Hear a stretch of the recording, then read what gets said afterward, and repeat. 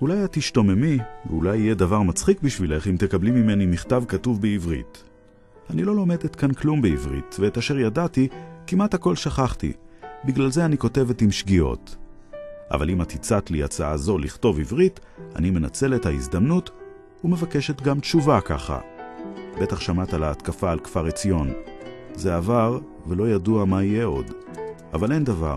למרות הכל, אנו עומדים על משמרתנו ומקווים שיהיה טוב.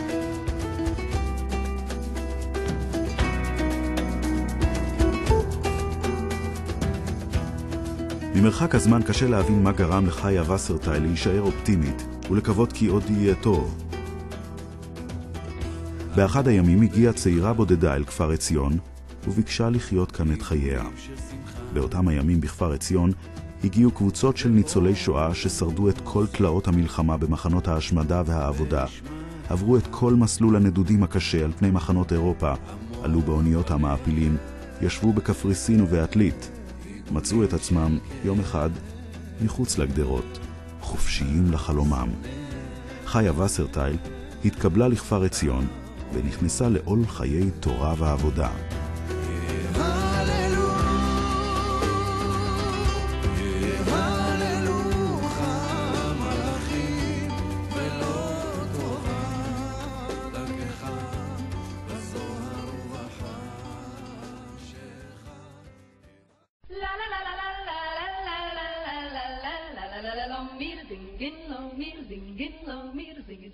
חיה לנה וסרטייל, בת לבנימין ולגיטל, נולדה ב9 בפברואר 1922, י"א בשבט, תרפ"ב, בעיר אושוויינצ'ים שבדרום מערב פולין.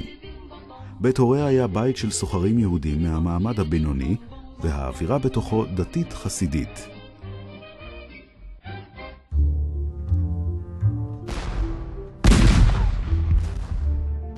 כשגמרה חיה את בית ספר העממי, פרצה מלחמת העולם השנייה, והנאצים פלשו לפולין. יהודי אושוויניצ'ים גורשו מבתיהם. כבר בתחילת המלחמה איבדה חיה את כל משפחתה, הוריה ושלושת אחיה. היא עצמה נשלחה למחנה עבודה בחבל הסודטים. 3 שנים שרדה שם, עד ששוחרר המחנה על ידי הסובייטים. אולי שמה חיה יכול היה גם לנאצים, ועזר לה להמשיך ולחיות. לאחר המלחמה אספו חיילי הבריגדה היהודית את הצעירים שנותרו במחנה, ושלחו אותם לקיבוץ, להכינם לעלייה לארץ ישראל. באוסטרובייץ, על יד קילץ שבפולין, הצטרפה חיה לקיבוץ איחוד. מאוסטרובייץ עברה חיה עם חברי הקיבוץ למחנה פליטים בדגנדורף שבגרמניה. עם חבריה הקימו את קיבוץ ההכשרה החקלאי לנגב של תנועת הנוער נוחם בחוות מיינקופן הסמוכה. כמעט כל לילה, בהדרכת חיילים מן הבריגדה שארגנו את העלייה הבלתי לגלית, היו עוברות קבוצות מגרמניה לבלגיה ומשם לאיטליה.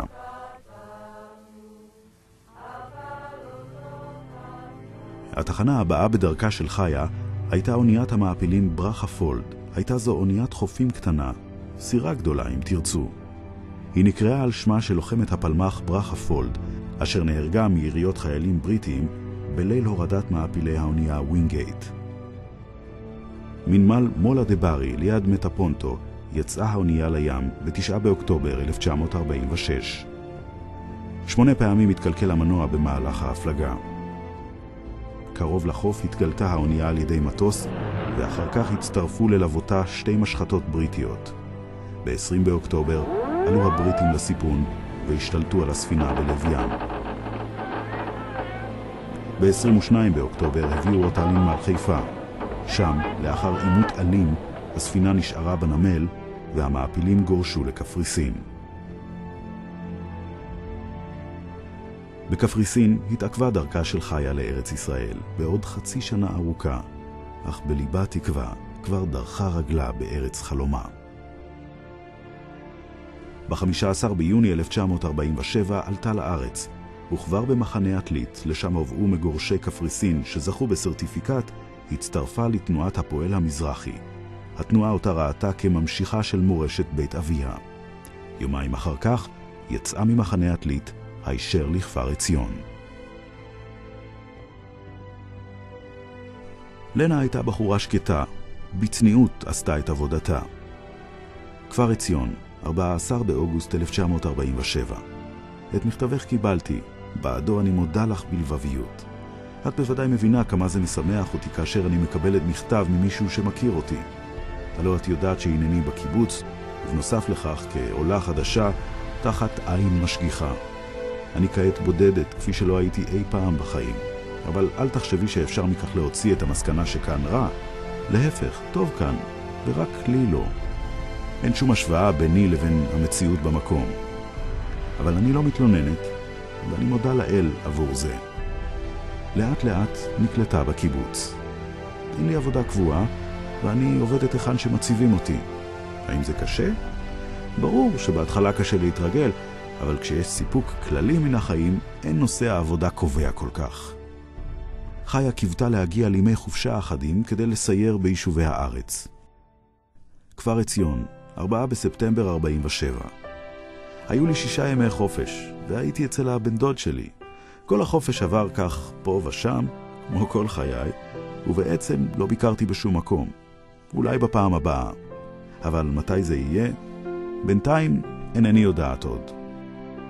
אך החלה תקופת המצור. חיה המשיכה בעבודתה, השתתפה באימונים, בתצפיות, בשמירה ובאספקת מזון למגינים בעמדות, וקיוותה. כשפרץ הליגיון הירדני לתוך כפר עציון, הייתה חיה ביחד עם יתר החברות והפצועים במקלט מתחת למנזר הגרמני. חיילי הליגיון שלא הצליחו לחדור לבונקר פוצצו אותו על יושביו.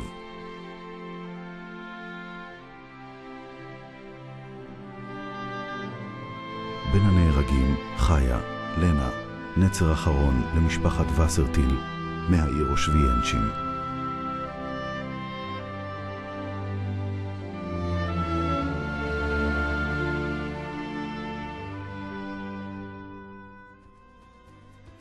חיה וסרטיל נפלה בעת מילוי תפקידה ביום ד' באייר תש"ח בקרב על גוש עציון.